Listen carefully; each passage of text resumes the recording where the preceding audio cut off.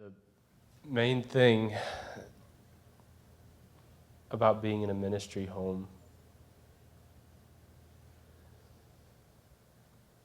to begin with, and I think I would think that anybody goes through these phases, but I think that some people stop along the way. But you kind of have this phase where you don't really know what's going on, and you sleep on the front row, and you just kind of, it's not really a part of it. It's just who you are. It's just, And then you have another place where you kind of know what's going on and you're participating, and you realize that there's, the worship, and you say, oh, well, you listen to the messages, or you go to children's church, or, if you have, a lot of times we were in here, we kept the kids in the sanctuary sometimes, and so you go through that too. You know what's going on. It's a church. You get the whole idea, and sometimes there you actually pray the prayer of salvation. You get saved, and then you go through this phase where you really serve.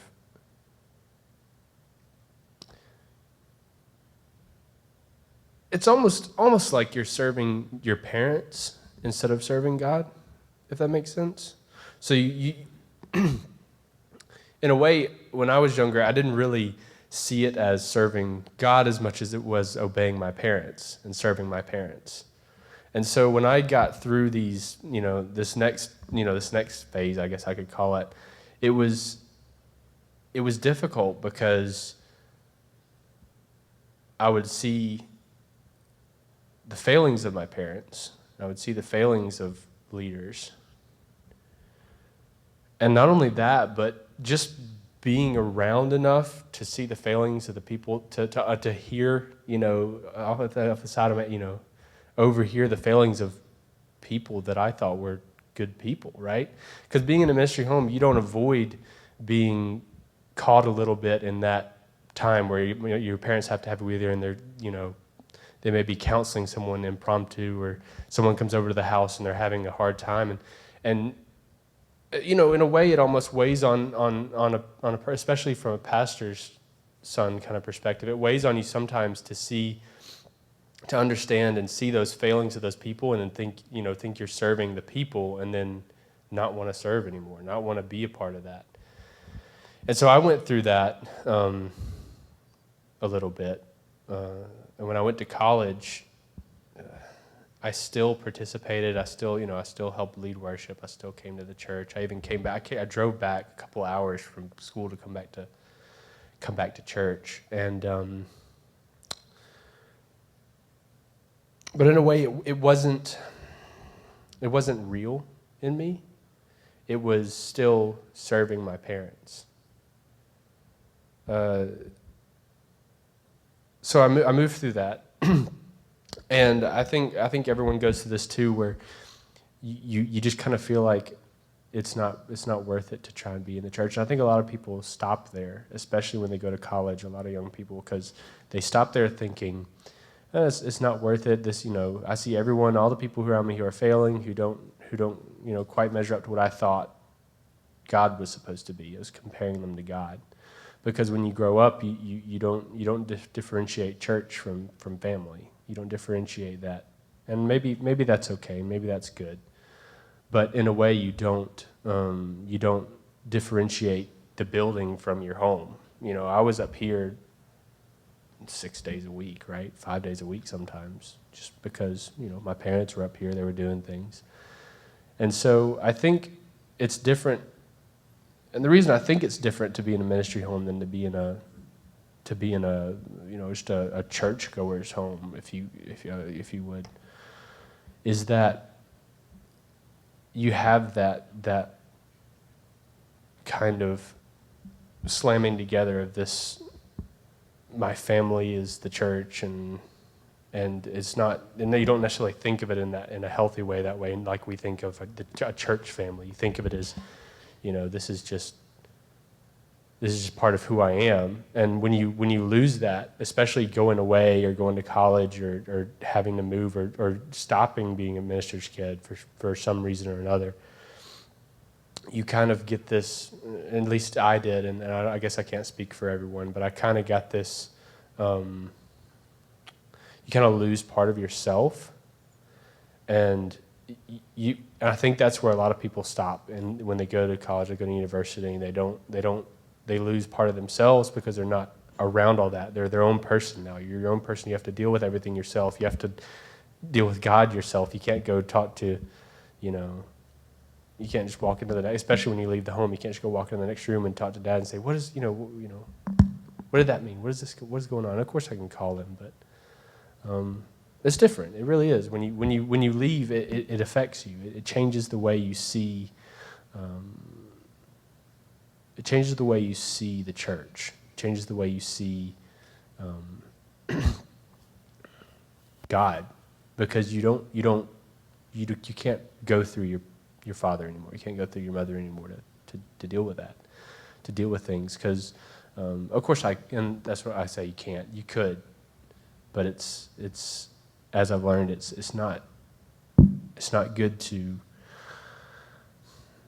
It's better to find out for yourself, to have that relationship, than to feel like you have it through someone else. And maybe I'm sure this could apply to people who aren't pastors' kids as well, but I think for some reason it's harder with pastors' kids because they're around it so much, because they're in it so much, because you see all of the, you see the good stuff, but you see the mess just as well.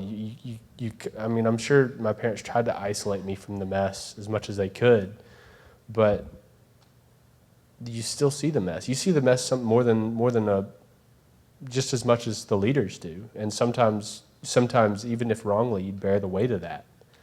You're especially sometimes when we might have something going on in our congregation, and Dad would come to me and say, "Listen, this is what's going on. Just so you know, you can't do this with this person. You can't talk to this person, or you need to stay away from that kind of thing." And even though I may not understood, I still bore the weight of it sometimes. So I didn't really understand all the time. And I honestly don't think it's something that you can completely isolate someone from. You can't just isolate, a pastor's kid and say, okay, you don't get to hear, because parents want to protect their kids, right? And when things go wrong and things are hard, you can't not say something or try to isolate, that thing. So it really is interesting to try and understand that, to try and understand why, when I'm 10 years old, why can't I go, talk to this person? Why can't this person give me a prophetic word? Why can't, why can't I talk to this person about, this or that? And you don't understand, and sometimes it can make you frustrated and even angry, because some of these, and this is in my case, it may not be in all cases, but some of these people are people that you thought were good, godly people who had good, who were, and I'm sure there's times when you can deal with that in a, how do I say? I'm sure there's times you can deal with that without going, going to talk to your son or daughter and say, hey, this is what's going on. But it's hard because, you're the pastor and you know everything. Not everybody knows everything. And so as an extension of that, the kids know a lot of stuff, probably more than even the you might think they do. So another thing, I guess I could go in a different direction, is that a lot of people tend to think of the pastor's kids being the worst, right? Like,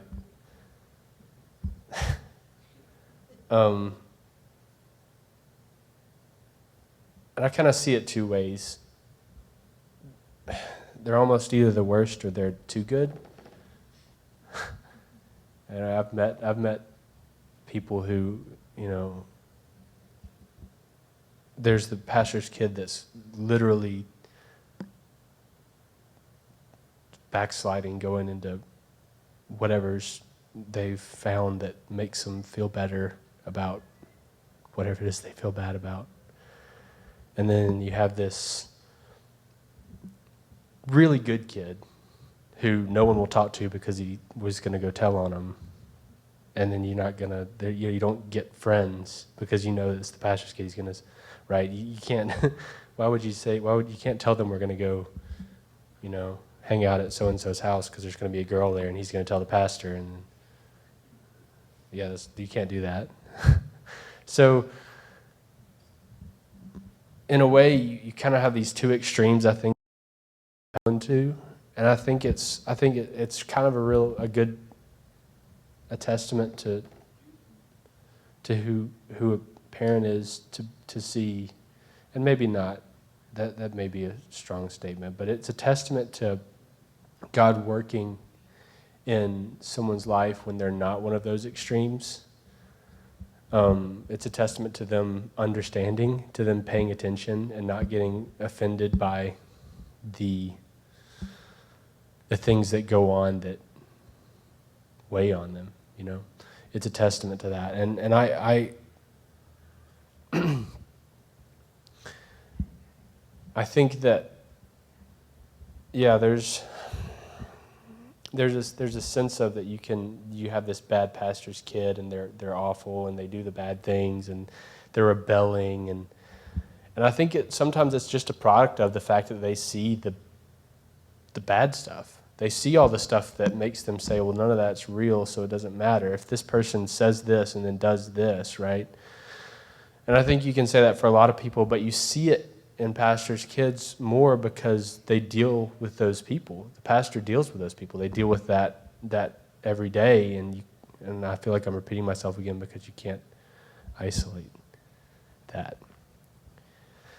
I guess some things too that I've found to be interesting about being a pastor's son and is that you can't escape that, right? Even if you decide, or you move somewhere else, or you go to do something else, you always have that peace inside of you, especially coming from a godly home. You have that inside of you, right? That you always have that peace of God inside of you, even though it was your father's God, even though it was through them, you still have that peace inside of you. And I think where someone ends up has a lot to do with if they grab onto that peace when things are hard, or if they go somewhere else when it's hard and throw that peace away. Honestly, I don't know if I could tell you how you get them to grab onto that peace and not something else. I think it has a lot to do with just who the person is and how they've walked through their life and how they've dealt with things and how things have been hard or easy.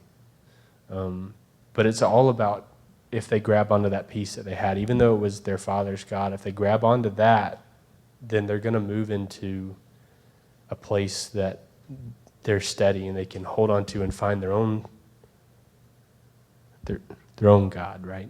Find God for themselves, I guess is a better way to put it. I think that's a hard thing. I think it's a hard thing for people moving in a Christian home to find that themselves, to go beyond their father's God. I don't know necessarily how you say this is how you teach your children to do that. But I think it has a lot to do with the love that comes from the home. I think it has a lot to do with knowing that your parents love you, even if you've decided not to follow God, right? Knowing that your parents love you still. That's a hard thing for a pastor's kid. If they decided, I'm not going to follow God anymore, my dad's a pastor, that's just like that. Now we can't connect. Now we have no connection. Now we have no, and then that peace can be lost because they don't feel connected. But knowing that love is there still, even if you've decided to do something or go away from God or do something different from what your parents would have done. Right?